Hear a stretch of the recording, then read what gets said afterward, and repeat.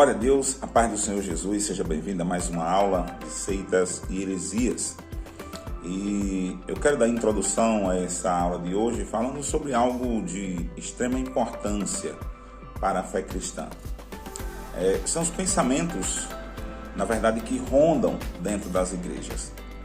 Às vezes a igreja não é uma seita, mas os seus membros carregam pensamentos que são heresias oriundos de pensamentos ocultistas do passado, e por falta de entendimento e de estudo das Escrituras, acabam carregando esses pensamentos como se fossem doutrinas, mas pensamentos esses que são, muitas das vezes, prejudiciais à fé cristã. Dentre vários e vários tantos pensamentos que geraram o idealismo do crente moderno, os crentes modernos carregam aquele pensamento de que não precisam da igreja, que não precisam congregar, que a pessoa deve seguir a fé do jeito dela, que tudo vai dar certo. E em muitos casos as coisas não dão certo, porque Deus ele é um Deus de princípios, e Deus ele ama princípios. Ele escreveu a terra, Deus fundou o mundo, a existência sobre a base de princípios, e aí quebrar esses princípios é a mesma coisa que negar tudo aquilo que Deus fez. Então, pensamentos como esses rondam as igrejas, trazendo essa corrente de heresias no meio do rebanho.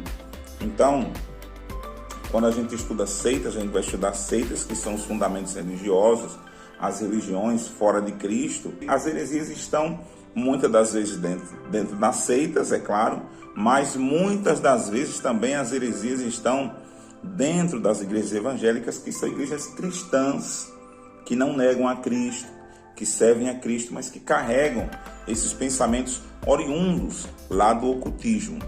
A teologia ou teoria da confissão positiva, que é uma heresia dentro da igreja evangélica, que nasceu lá dentro do ocultismo. O movimento de confissão positiva, que age entre as igrejas evangélicas, pentecostais e neopentecostais, elas não vêm do neopentecostalismo.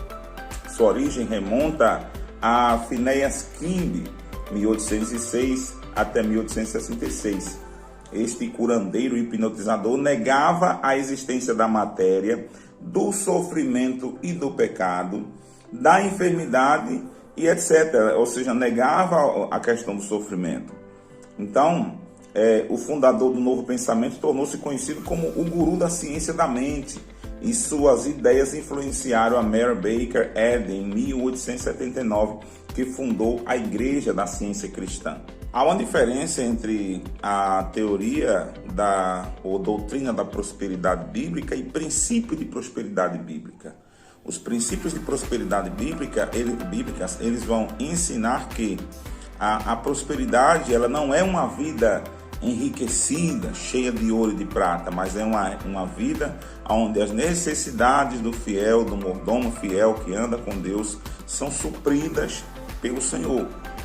A doutrina da prosperidade bíblica, ela traz como foco fundamental a riqueza e o dinheiro, desprezando então os outros princípios que são os verdadeiramente fundamentais da fé cristã: justificação, a regeneração e a santificação.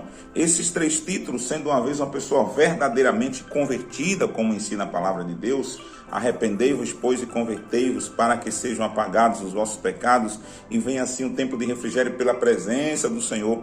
Está lá no livro de Atos, capítulo 3, versículo 19.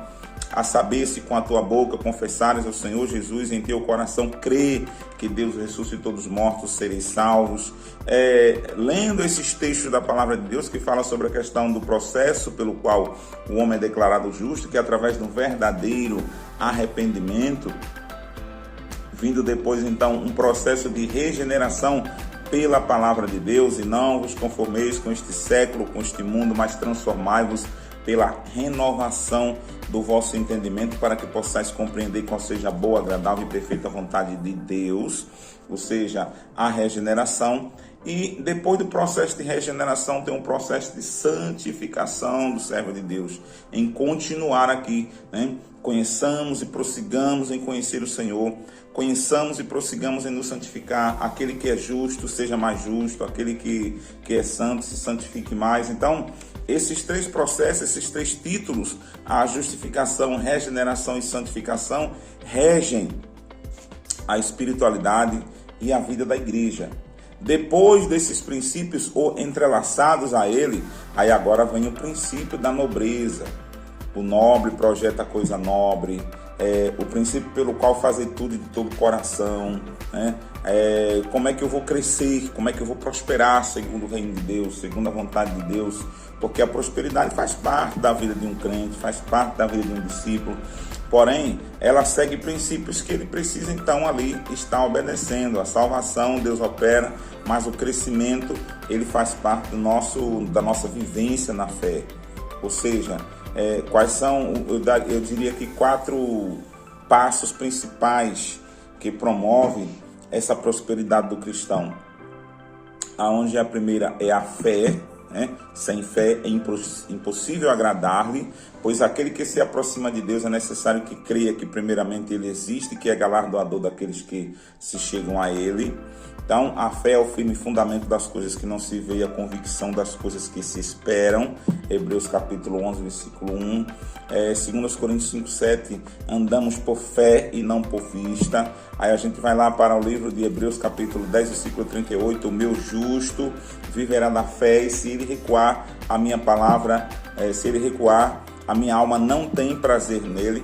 E quando a gente vai lá agora no livro de Tiago vem então agora com uma bagagem interessante, dizendo, olha, vocês precisam da fé para a salvação, mas a prova de que vocês têm a fé são as obras da fé. São as obras ampliadas, ou seja, o cumprimento de responsabilidades referente às coisas do Senhor. Eu não posso ter uma fé vazia, uma fé morta. É necessário que ela seja recheada de uma vida de responsabilidades e compromisso.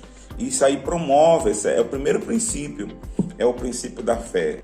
O segundo princípio é o princípio da obediência, porque se eu creio, então eu vou obedecer a Deus. Bem-aventurado o homem que não anda segundo os conselhos dos ímpios, não se detém no caminho de pecadores, nem se assenta na roda dos escarnecedores. Antes tem o seu prazer na lei do Senhor, e na sua lei medita de dia e de noite. Pois será como uma árvore plantada junto a ribeiros de água, que dá o seu fruto na estação própria, cujas folhas não caem, e em tudo quanto fizer prosperará. Então é necessário que eu siga princípios de obediência a Deus, que eu ande nos caminhos da palavra do Senhor. O profeta Samuel disse a Saul que o obedecer é melhor do que sacrificar. Então, é necessário que a gente então entenda o princípio da obediência à palavra de Deus, a obediência àquilo que Deus recomendou para nós, para que nós possamos então caminhar no caminho da prosperidade. O terceiro princípio é o princípio da honra.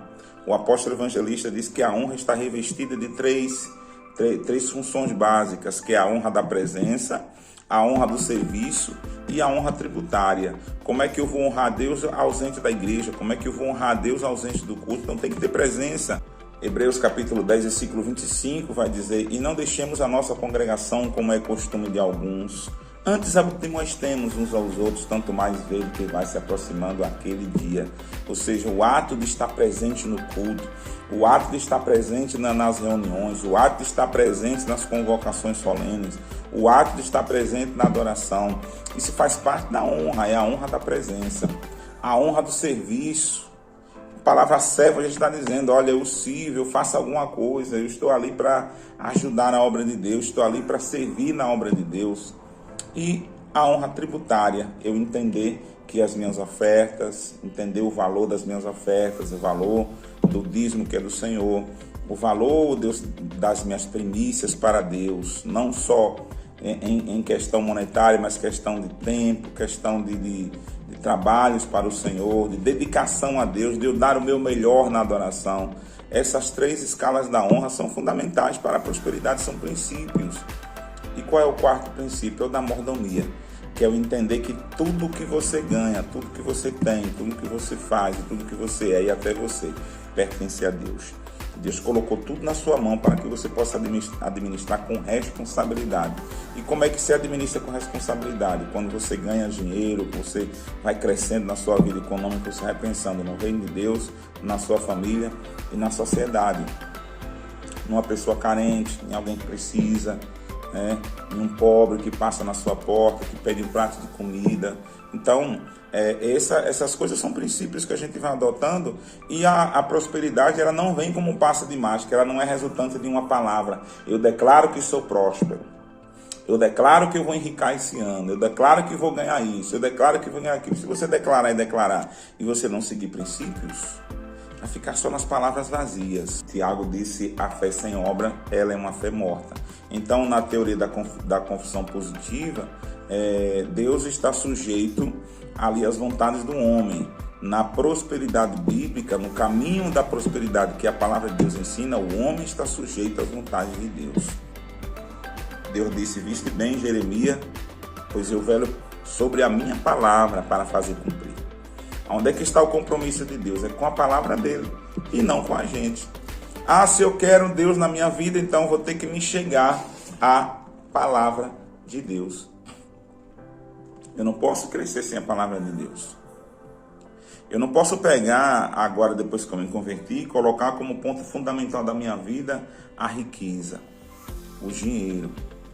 Eu preciso colocar como ponto fundamental da minha vida o meu procedimento para com Deus e a minha fidelidade para com Deus, o meu caráter para com Deus. E as outras coisas, Deus acrescenta. Elas vêm com o tempo e vêm de acordo com a minha vida, no procedimento da minha vida. À medida que eu vou me dando para Deus, Deus vai me cobrindo, vai suprindo as minhas necessidades. E eu vou ser sincero e dizer para você, do dia que eu me converti em 2013 até o dia de hoje, Deus nunca me deixou passar necessidade.